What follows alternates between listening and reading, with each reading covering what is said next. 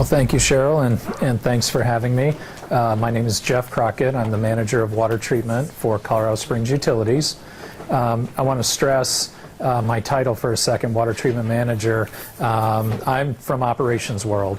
I don't talk technical training jargon. I talk operations, what I call real world. So just know that. So I'll tell you a little bit about Colorado Springs Utilities. We're a four-service municipally owned utility. We provide electric, gas, water, and wastewater. We have about 425,000 customers/owners of Colorado Springs Utilities. Our citizens own our utility, and we have about 1,800 employees. On the operations side, we have about 533 in water and wastewater and 698 in electric and gas. The first goal that we had to solve a number of years ago was to get staff the training and information they need to do quality work in a cost-effective manner. Back in 2001, 2002 timeframe, we were having a lot of issues with training, and there were some problems, some definite problems that we needed to solve. First one was that the training we provided was it was duplicated a lot, and it was very inconsistent. And I'll give you an example of that. Across CSU, we had 14 different forklift trainings. They varied anywhere from 1 hour to 2 days. And whoever finished either the 1 hour class or the 2 day class was certified, and you can tell intuitively that's probably not a very good way to do business. Also, we had issues with training materials were developed. Say a supervisor or superintendent would develop a training for their work group, and then they might put that training on a shelf, and it may never get used ever again. Other supervisors and superintendents wouldn't even know that it existed, and so they may have developed the same training. Nobody knew what anybody else was doing. We had issues in some groups where really things that were a performance or an accountability issue were more classified as a training issue. So some managers didn't want to deal with a personnel issue. They called it a training issue, and that kind of got it off their plate. And another issue that we had, we really didn't have a business-like process for defining what we needed and how we would get it to our employees. And a good example of that is first aid CPR training. That was something that was mandatory for our employees. Some groups out there may have had an employee that was Red Cross certified, and they would provide the training. They might even go and buy the Recessa Annies, if you remember those, and provide the training. Another group may not have had anybody Red Cross certified, so they may have brought the Red Cross in to give the training. If somebody in another group didn't think of that, they may go hire an outside vendor to come in and provide first aid CPR training. So we were just kind of all over the map in that regards as well. Because of that, we really didn't have a very strategic training budget. Managers, supervisors, superintendents, they plug numbers into the budget, and by the end of the year they may have spent it, they may not have spent it. One thing on travel was, sometimes folks wanted to travel to training, especially if it was somewhere nice like San Diego or San Francisco or somewhere like that, especially in January or December. It's not much fun driving to Denver in a snowstorm when you could fly to San Diego for a training. So you get where I'm going with that. There was just a lot of inconsistency. Does that ring a bell to anybody, or were we the only ones with that problem? Okay. It was just us. So how we solve the problem is we created what we call the University of Springs Utilities, and it's really modeled off of a university type model. What we wanted was a centralized training approach, a one-stop shop, if you will, for everybody's training needs. And what that would do was give us hopefully a true and consolidated training budget that held a lot of accountability into it. We wanted a centralized instructional design group that would provide us with an across-the-board standard training that was very useful training, and that would be made available to everybody. What I really like about our USU folks and their philosophy is they come from the standpoint of tell us what you need and we'll find it or develop it, as opposed to here's your training. You know, sometimes, you know, in the past they might buy a training off the shelf, not USU, but a supervisor or whatever, and it's just here you go. And it may have fit our needs, it may not have fit our needs, but USU, they really want to give us what we need, and we're the customer, and that is greatly appreciated. So this is kind of a high-level structure of our University of Springs Utilities. It is run by the Workforce Planning and Development Manager, and underneath that manager, her name is Kathleen Solano, and I'll give you her name and number at the end of the presentation. But underneath her, there's 3 units. There's the Technical Craft Development Unit, the Organizational and Professional Development Unit, and the Instructional Design Unit. And we'll talk about each unit. The Technical Craft Training Unit, they facilitate 12 apprenticeship programs that we offer. They run those through the Department of Labor. They're all DOL certified, and they administer those for us. They provide all safety and environmental training and all ongoing journey level training, things like commercial driver's license, industrial EQs, things like that. They oversee 3 schools within University of Springs Utilities, the School of Technical Field Operations, School of Technical Plant Operations, and the School of Safety and Environmental. And we'll talk more about the schools in a little while, but they oversee those 3 schools. These are the journey level training programs that they provide. They offer 53 safety courses, things like SCBA, lockout, tagout, et cetera, et cetera. They offer 36 environmental courses, things like chlorine emergency response. They have over 20 industrial equipment courses, such as backhoe, vac truck training, things like that. They offer very craft-specific courses like power pole climbing certification, etc. I'm on the water side. If anybody here is on the power side, you probably know more about power pole climbing certification than I do, but I'm guessing if you have folks climbing power poles, you probably want them trained and certified before you let them climb up there. And then they provide general course mandates, things like NIMS, NERC training, things like that is provided by Technical Craft Training Unit. To give you their structure, they have 1 supervisor, they have 4 HR specialists, and I want to talk about that title for a minute. They don't work in HR. They don't provide us with an HR function. They don't do payroll, compensation, things like that. Just the way we're structured, the University of Springs Utilities comes under our Human Resources section. So because of that, we have to call them HR specialists, but they really don't do anything on a human resources scale. So I want to make sure we're clear on that. But there's 4 of them who are responsible for those areas: power plants, e-com, water, and field customer care. And to give you an example of that, those 4 people are the face of USU to all the operational groups. So in water, we have a lady named Kathy Brill, and Kathy is the face of USU to me. So if I have a training request, all I talk to is Kathy, and she, though, has everybody in USU behind her taking care of my training request, but she's my face and the person that I deal with.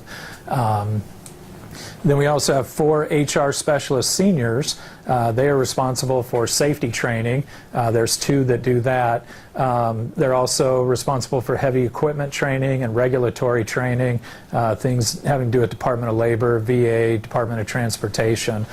They have 2 admin support people, and that unit has a 2011 O&M budget of $307,000 and a 2011 labor budget of $718,000. That O&M budget, what that might consist of is that might be purchasing off-the-shelf training.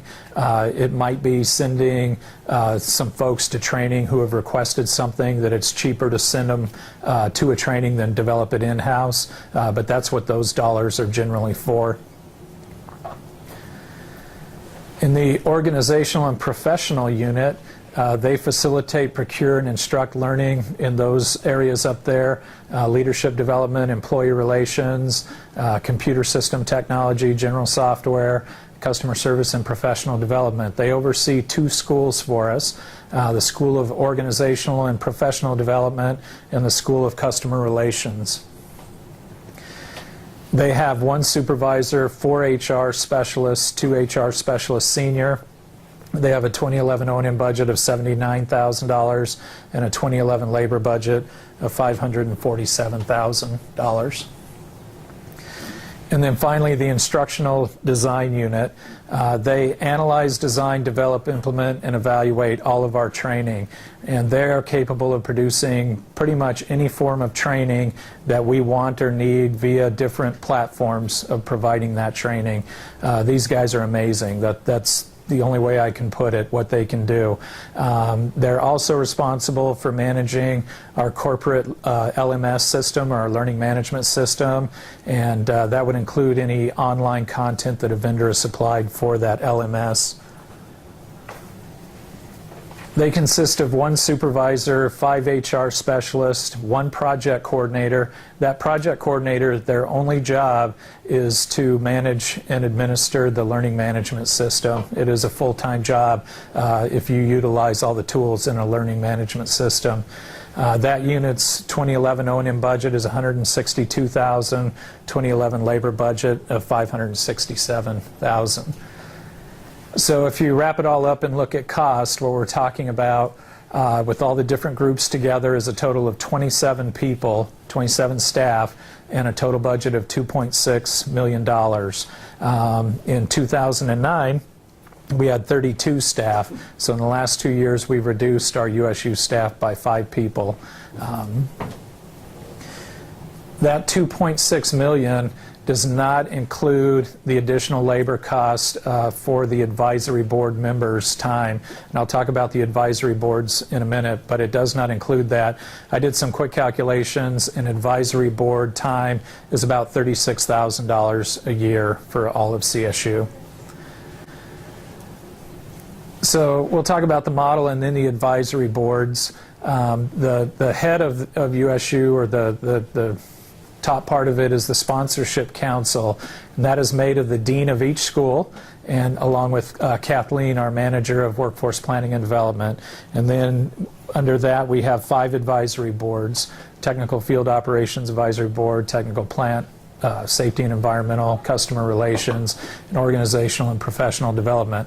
All training requests within CSU must go through one of these advisory boards, and the advisory board has to review it and make sure that it's a wise use of our training dollars. So the advisory board's makeup, there's a dean, and to give you an example, we have the field operations school, and the dean of that school is my boss, the general manager of water services division, and he is the dean of that school. The dean then selects 8 to 10 advisory board members, and they could be supervisors, superintendents, operators, mechanics, just a spectrum of employees, and they will consist of folks across electric, gas, water, and wastewater as well. And then along with those, we have 1 or 2 university training representatives as well, and that's what the advisory boards consist of. So to give you some examples of some of the things our advisory boards do, and going back to our forklift training, remember I said they varied from 1 hour to 2 days, and the same credit was given for each one. Our board looked at all these and said, well, we have a problem here. We've got 14 different trainings. So they right-sized the course into one course that is 4 hours long. It also includes a hands-on proficiency training where you have to demonstrate you can drive a forklift, you have to go pick things up, set things down, you have to do a pre-job analysis before you even start the forklift up, you have to go through the checklist to make sure that it's okay to use that forklift. And those courses then are taught by certified instructors, so we have very consistent training and everybody's getting the same training. Another example of where we've leveraged our advisory boards is we had a technical field operations meeting, and a group from the water field water folks, they were requesting a McElroy water pipe fusion training, and it's a very expensive training. There's specialized equipment that they wanted to buy, and our natural gas representative on the advisory board said, wait a second, we already have this training in natural gas and we already have the equipment. So we were able to have our water folks attend the natural gas training, learn how to use the equipment, and it saved us a lot of money and a lot of time. And the nice thing was our water folks who had never used this before were getting a lot of real life, real world examples of how to use this equipment and what to look out for and that type of thing. So those are just two examples. I literally could give you hundreds of examples of how the advisory boards have saved us time and money.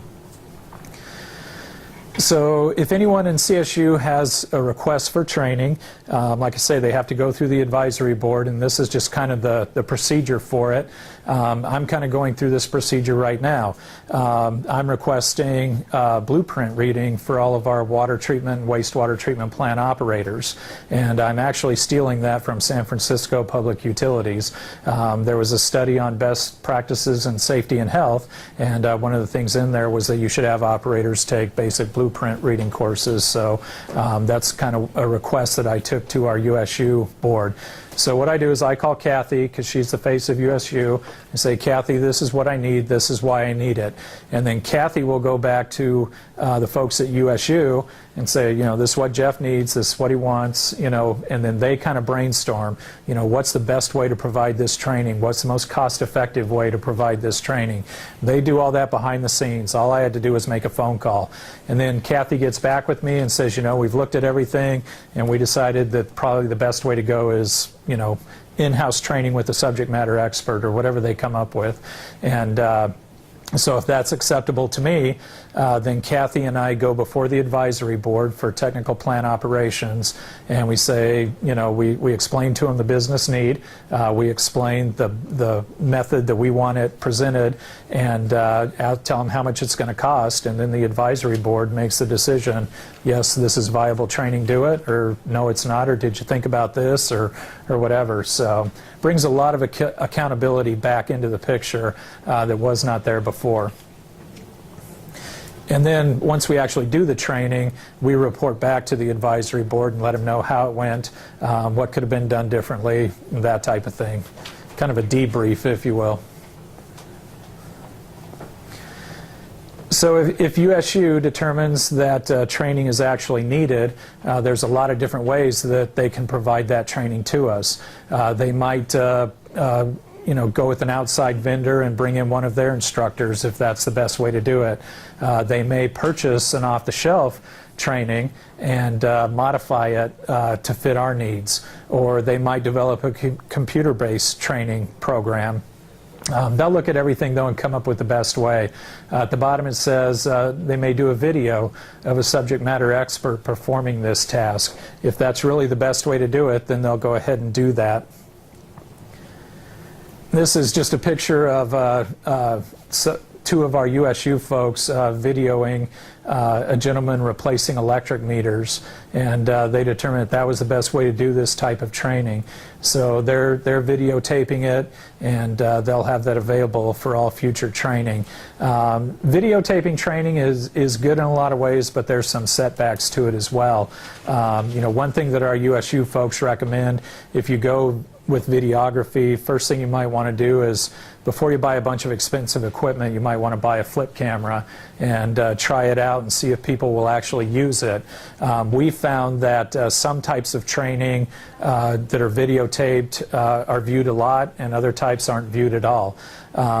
If we have a leadership training from some of our high-up managers, those aren't viewed very often. I don't know why, but they're not. But like safety trainings or trainings where the fire department comes in and gives some type of specialized training, those are actually viewed quite often and presented at different groups' safety meetings. So you really need to judge if this is the best way to go or not. We did not hire a videographer. What we did is we purchased the equipment, and there's 4 people in our instructional design group that know how to operate that equipment. So any of them could go out at any time and do the actual videography.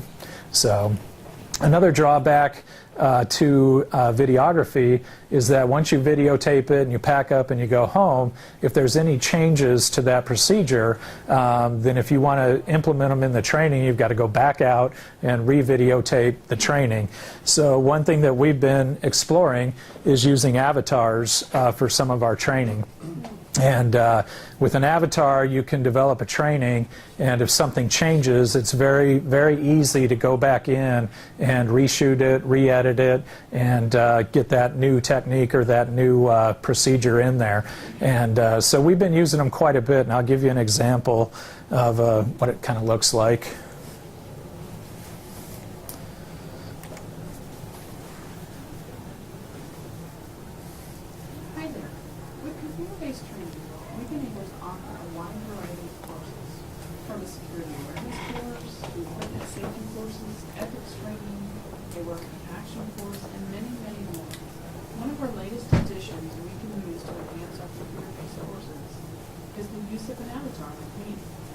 One of the nice things about computer-based training is students can be tested on the materials to ensure their understanding. The course results are then tracked in our LMS, and managers can create reports for up-to-date information on where an employee is with the community. Bye now.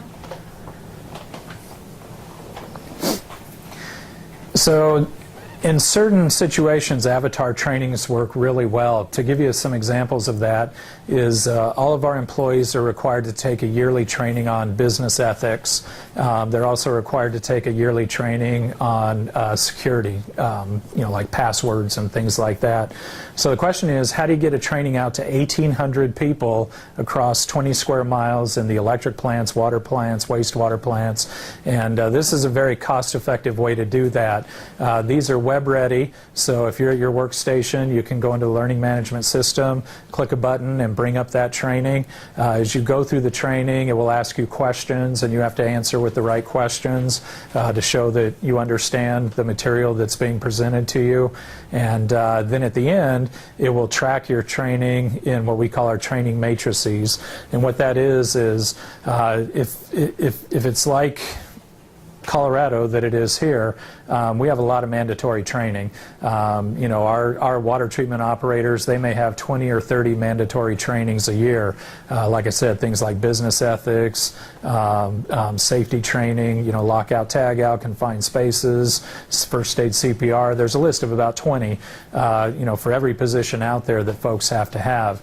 And so if it's CBT, it will automatically record that you took that training. Where that's nice is through our learning management system, I can pull up any employee's training spreadsheet, and it tells me where they're at with all their training, if they're up to date or if it's getting ready to expire. Where that's important for us is, we're audited by the EPA for RMP training. We're audited by the Colorado Department of Public Health and Environment on some of our other training. And when they come in, they say, where's your training records? And in the past, before we had a learning management system, the supervisor was digging through old files, and hoping he could find it, or he or she could find everything. Nice thing about the learning management system is you just call it right up. It's got everybody's spreadsheet, and you can prove to them that, yes, they had the training. You can tell them the date, the time, everything if they want that information. So that's kind of a good use for avatars. They don't work in all situations. Sorry, I'll belabor it just a little bit longer. Most of our folks have been very receptive to them. I enjoy that type of training. There's always one or two people who say, I don't want to be trained by a cartoon, but they actually work very well, and most people really enjoy them. So that was Brenda Hitchcock, by the way, and she's one of our instructional design folks. And when I called her and told her I was doing this training, I asked her to make an avatar for me, and she did it in just a matter of couple of hours. She put that together. In fact, she told me I could come down and she could make an avatar of me and use my voice. And I kind of thought about that. And my wife really likes Tom Cruise, and she loves the movie Mission Impossible. And I asked Brenda, I said, can you make me look like Tom Cruise? And Brenda assured me there's no software out there that will ever make me look like Tom Cruise. So, but I tried. So this is another mode of training that USU offers. They call it scenario-based training. And this is at one of our training sites, at our Nixon power plant. It's named after Ray Nixon, not Richard Nixon. But they had an old garage out there, like a 4 or 5 bay garage that they weren't using anymore. So we took that building and kind of made it part of our training. There's a big training room, and then there's some open bays. And they built this kind of imitation confined space, this imitation vault. And after folks go through a confined space training, they go in groups of 4, and they go up the ladder, and they're at the top of this vault. And the walls are made of tarps. But at the top is fall retrieval mechanism, and they go up there and they have to fill out their confined space entry permit. They have to sniff the air in the pit, and once they're done, to the instructors, high levels of what he or she wants to see, they're ready to go in this pit. And before they go in, they look in the pit and look for any obvious hazards. And I don't know if you can see it, but there's like a snake coiled around the pipe there.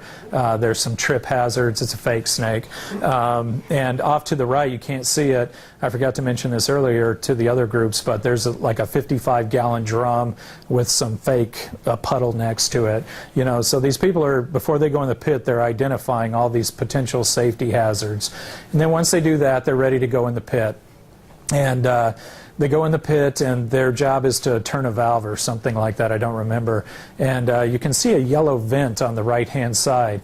So they go down in there, and the instructor tells them that Randy, their coworker, went down there before them. And all of a sudden, a tape recorder plays, and it's Randy. And then all of a sudden, smoke comes pouring through that yellow vent, like Halloween smoke.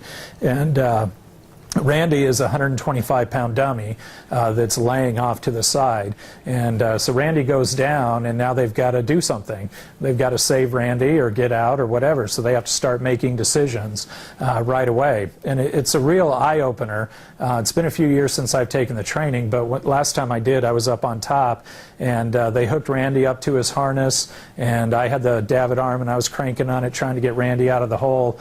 And, you know, this dummy only weighs 125 pounds, which, you know, most of our folks probably weigh a lot more than that. But cranking on that, trying to get Randy out of the hole, the one thing that kept going through my mind is I never want to be in this situation in real life. And that's the intent, is to really get people thinking. And probably the biggest mistake we made during that exercise is we pulled Randy out, but the 2 guys waited for Randy to get out. So they would have been dead by the time Randy got out. So it really got us all thinking, you know, and I look at confined space as completely different than I did a few years ago. Excuse me, sorry. So that whole setup took about $500 to put that together. So some of the new ideas that we're exploring in 2010 and 2011 is our instructional design folks are looking at wiki technology to see if there's anything that we can leverage there. They're looking at PDA training. You know, the technology today, you can run a treatment plan or an electric plant basically from an iPad or an iPhone. And, excuse me. So we're looking at how can we use those, how can we do training through iPads or iPhones. They're kind of exploring that, trying to figure out really how we can leverage them to our benefit. Another thing that we're doing is something similar to what we're doing today is at University of Springs Utilities, we have a room where an instructor goes in and they're videotaped and it's streamed live to different workstations where people take training and then they can interact with the instructor from their workstation, like I say, kind of like what we're doing today here. So that's another thing that our instructional design folks are working on. These are some of the awards our University of Springs Utilities received in 2003, 2004, 2005 when they first rolled it out and got it off the ground. They really wanted me to put this slide in there because they're very proud of what they've done. So I told them no problem, I'd be happy to. And then another goal that we had a few years back was candidate development, getting enough of the right people in mission critical categories. We were facing and continue to face a number of problems with a lot of people retiring right now. The baby boomers are leaving us fairly often, quite a bit. And I'm sure you guys probably have that same problem as well, where you have a lot of people retiring. One thing that we learned, and maybe you're aware of this, maybe you're not, but when our folks retire, we pay into a program called PARA in Colorado. It's the Public Employees Retirement Association, and that's our retirement program. And when the economy went down and PARA's assets went way down, they started having to change the retirement rules. And they were saying, well, you've got to stay, another 3 or 4 or 5 years. You may not get as much money every month. And that really pushed a lot of people who were planning on staying around for a few more years. That really made the decision for them. So last summer, I lost 30% of my employees to retirement in a matter of about a month. Once that PARA law came out, a lot of people said, bye. So this year, I'm going to lose about 25% of my workforce to retirements. So we're dealing with a lot of retirements, like I say, you guys probably are as well. A problem that we have is trying to fill all these positions. We like to stay, as a utility, we like to stay low under the radar. We really don't want people to know we exist, because usually if the community's talking about a water plant or a wastewater plant, it's generally because something really bad happened. So we want to fly low under the radar and have people not even know we exist. That's when things are good. So the problem or the downside to that is that people who are looking for jobs don't know that we exist. They never think about a career in utilities. It's not on their radar screen. So it's kind of a double-edged sword. And they really have an inadequate understanding of our industry. So what USU has done is they administer 12 Department of Labor certified apprenticeship programs for us. And those are the 12 apprenticeships up there on the screen. And that's on the right is the number of employees we have in those apprenticeship programs right now going through the apprenticeship. Generally what we do is when we hire a new employee, say an instrument control tech, we'll put them in the apprenticeship program and they'll have to go through the apprenticeship program. Prior to University of Springs Utilities, the supervisors, superintendents had to administer the apprenticeship programs. They had to deal with Department of Labor. They had to do all the admin stuff. And it really took their focus away from what they should have been focusing on, which is getting water out the door or treating the wastewater or getting electrons out the door and to our customers. So once we developed USU, they took over the administration of all these training or all these apprenticeships, and rather than having it like in the past 20, 25 supervisors all dealing with Department of Labor, now we only have 2 or 3 folks dealing with Department of Labor. And now I'm going to talk about how we kind of partnered with our local community college, but I want to stress what I'm going to talk about now is separate from University of Springs Utilities. This is kind of a separate thing that we're doing. Like I say, a number of years ago we realized that nobody knows we exist, for water plants, wastewater plants, and so we got with the local community college, Pikes Peak Community College, and we said we really need a 2-year degree program in water quality management. We really need to develop a pipeline of potential employees, because right now, several years back, when we would post an operator job, we might get 100 to 150 applications, but nobody had any background in water or wastewater. They'd really never even seen a water plant before. They didn't even know that we existed. So we wanted to develop a pipeline where when we get 100 applicants, a lot of them are already licensed by the state, have already gone through this program, and they're a much more highly qualified potential employee. So Pikes Peak Community College said, great, we'll work with you and develop a program. What we wanted to do, though, is we wanted to be heavily involved in the development and administration of that program. We felt that that was really important.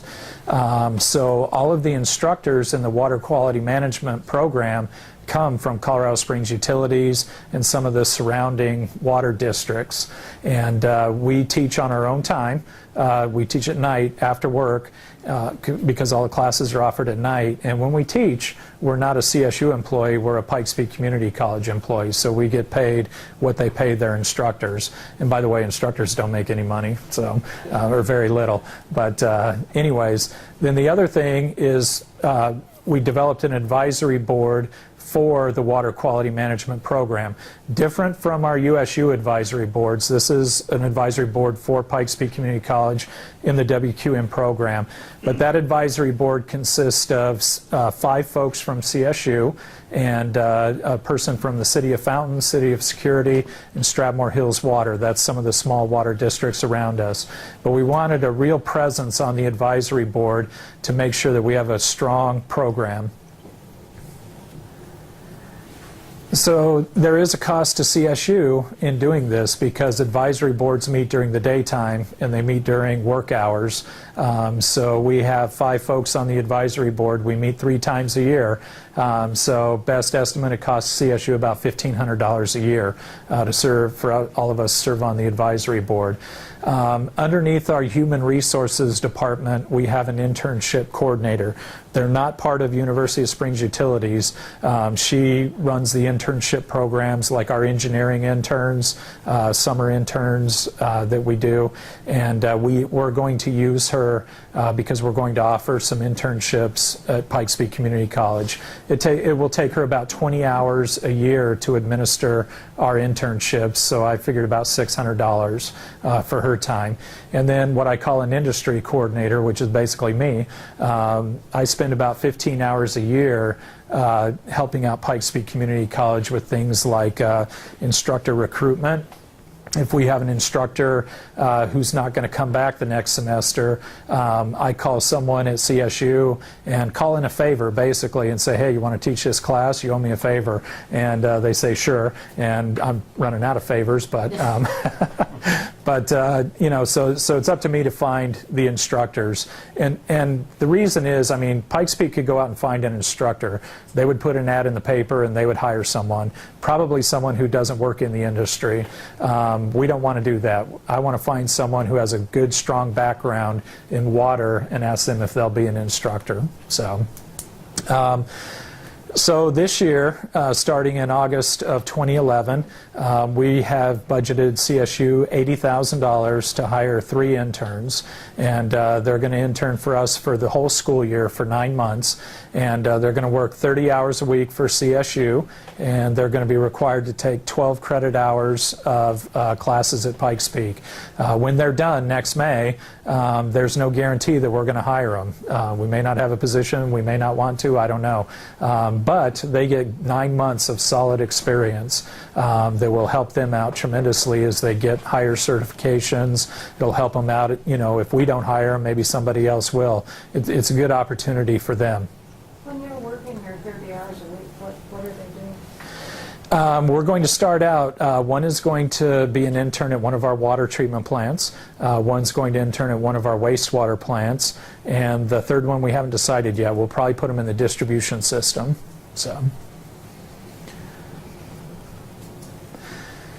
So the benefits to Colorado Springs Utilities is that all of the instructors are water professionals. So these students are getting real world, you know, real life examples, and they're learning from folks in the field. Basically, the students are on a 2-year interview. You know, I've taught most of the students in 2 different classes that I teach, and it's kind of an interview, you know. I know who the hardworking students are, and I know who the ones are who are just skimming by. And, you know, I have a pretty good idea of who I would hire and who I wouldn't hire. So students are paying for their own education and training. It's not costing CSU anything to train them. They're paying for it themselves, and we're looking for the best and brightest. And generally, when we do hire them, they're already state certified. You know, they've gone and gotten some level of certification, and they have some background in water and wastewater. So we have a more developed candidate pool that we can hire from. What really makes it work, though, is the commitment from all of the water industry professionals. We're all very committed to making this work. We're all very committed to, just giving them a quality education, because we may turn around and hire them. So, and when we do that, we're very confident in the employee that we're getting, because we've been with them for 2 years. So the benefits to Pikes Peak Community College students, these are young folks who have never worked in the industry, and they're getting to work with and learn from water industry professionals who are hiring authorities. So it's a great networking opportunity for them.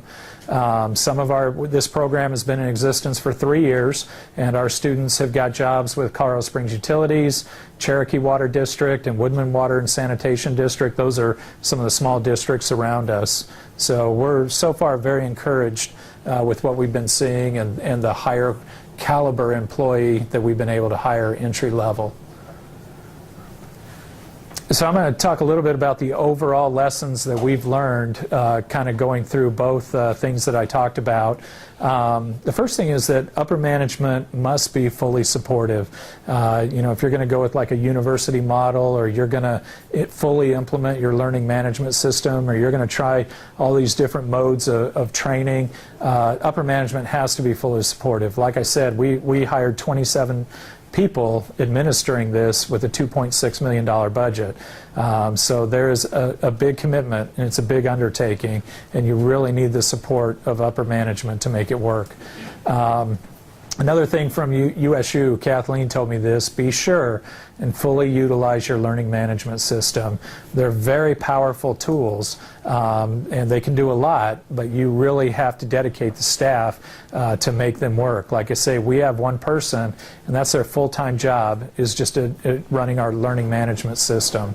So, it's very important that you do that. They're very robust, and they can do a lot for you, but you have to take advantage of it. So another thing is tailor trainings to the type of learners that you have. There's a lot of different ways to give trainings. There's scenario-based, computer-based, avatars. There's all different ways to give trainings. And everybody learns differently. I'm a very visual learner. I need to see it with my eyes. I can't read it in a book and then go do it. I have to actually see it, and I have to put my hands on it, and then I understand it. So understand all the different types of learners that you have, and develop trainings for all those different types. Ultimately, remember who the customer is. Like I say, I come from an operations background. My job is to get water, safe, clean drinking water out the door 24 hours a day, 7 days a week. We've got 7 water treatment plants. I've got a lot to think about, as you do too, on the operations side. So your training people really need to remember that you're the customer and what your needs are. So, and then be actively involved with your local community colleges. This screen is not going to work. There's another avatar that comes out here, but a laptop really can't run it because it's a big file. So what was going to come out is there's an avatar that looks like Tom Cruise, and he was going to come out, and Mission Impossible music was playing, and he was going to say, if you have any questions, go ahead and ask your questions. But Brenda did make me look like Tom Cruise, believe it or not. So, but unfortunately you can't see it. So with that, if you have any questions, I'd be happy to take them. Real quick, though, Kathleen Solano is our Manager of Training and Development, and that's her email and phone number, and then my email and phone number is up there as well. So